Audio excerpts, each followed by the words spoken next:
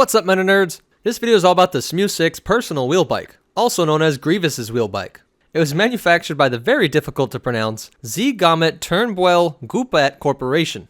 They made a lot of mining equipment, and that's actually what the Z-bike was originally intended to be. It cost 15,000 credits, about 5 grand less than a Vulture Droid. It was 3.5 meters, or about 11.5 feet long, about a third of the length of an A-Wing, or 1.5 Wookiees. And it was 2.5 meters, or about 8 feet tall, roughly about the size of 2 Jawas.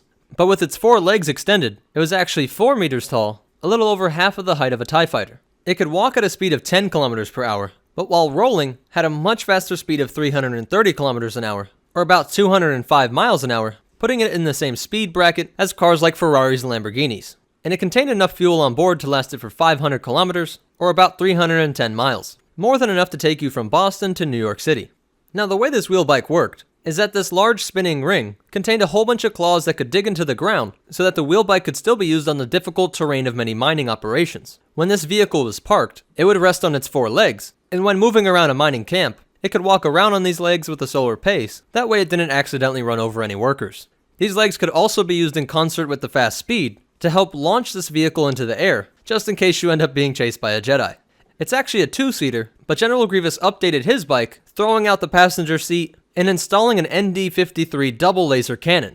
These are very powerful laser cannons that pack the kind of firepower you might expect for a starfighter. Like many other mining equipment, such as the Dwarf Spider and the Chameleon droid, this wheel bike was sometimes used for military reconnaissance, and it's said that some droids in the CIS loved this vehicle because of the horrific death that it could impose on clone troopers, who would be crushed and pierced by the spinning teeth of this vehicle if they were run over by the wheel bike. The wheel bike was controlled by this awesome looking panel, and in the right hands, this thing had excellent control, could rip through the tunnel at amazing speeds, and effortlessly take sharp corners. But despite their awesome potential, sadly, we don't see any of these produced after the end of the Clone Wars. That's it for the wheel bike's history, but you definitely want to hear these cool facts and behind the scenes stuff. It was based on a real vehicle called the monowheel, and this is a picture of early hand-powered monowheels, which date all the way back to 1869.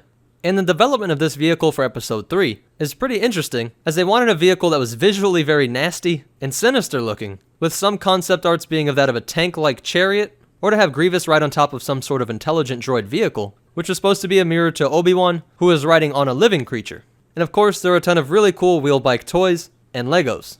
Well, that's it for the wheel bike. If you liked it, go ahead and hit that like button, and be sure to leave a comment down below if I missed any cool facts, or if you have a suggestion for future videos. Be sure to follow us on Instagram at MetaNerdz so you can see us build Star Wars props and cosplays, along with some other cool Star Wars stuff. If you want to help support this channel, check out the description below for our Amazon store and our Patreon. And be sure to subscribe, because we're making videos like this every single day.